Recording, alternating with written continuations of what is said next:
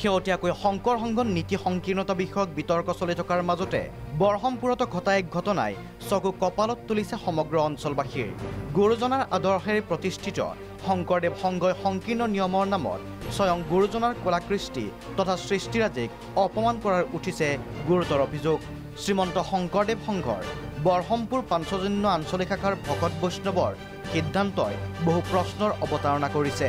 বৰহমপুৰ দৈনিক বজাৰস্থিত সাৰ্বজনীন বিষ্ণু মন্দিৰৰ প্ৰাংগণ তথা বজাৰ আস্থানত আয়োজিত মহাপুৰুষীয়া আদৰ্শৰে পৰিপুষ্ট এখনি অংকীয়া ভাওনা কলিৰ পৰাজয় নাটকত অভিনয় কৰিবলৈ গৈ বিপদত পৰিছে সংঘৰ সভাপতি কনক চন্দ্ৰ বৰা।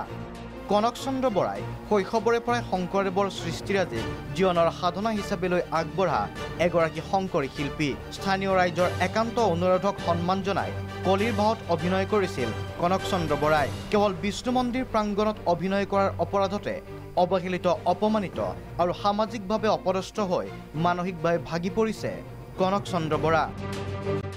য'ত যাগ যজ্ঞ পূজা পাতল থাকে তেনে স্থানত আমি যোৱাটো নিষেধ, কিন্তু মই ইয়াত ভাওনা কৰিবলৈ কৈছোঁৱেই, তাত কোনো যাগ যজ্ঞ পূজা পাতলৰ ব্যৱস্থা নাই। পাঞ্চজন্য আঞ্চলিক শাখাত বৰ্তমানৰ সভাপতি সম্পাদকে এইটো নিষেধ কৰিছে। কৰ্মকাণ্ডীয় লোকে ভাগৱত পাঠ পাতিলে তাত সংঘৰ পাঠকে পাঠ কৰিব নোৱাৰিব।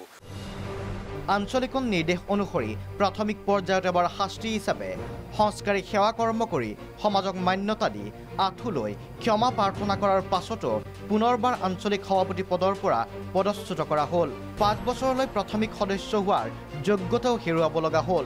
আনকি নামাচাৰ্য হিচাপে অংশগ্ৰহণ কৰিব নোৱাৰিব বুলি জিলাৰ প্ৰাথমিকে কঠোৰ শাস্তিৰ জাননী জাৰি কৰা হ'ল। এনে ঘটনাই সৃষ্টি কৰিছে তীব্ৰ প্ৰতিক্ৰিয়াৰ। বৰহমপুৰৰ পৰা ভিডিঅ' জাৰ্নেলিষ্ট হিমাংশুৰ সৈতে ঋতু নেওগ, প্ৰাগ নিউজ।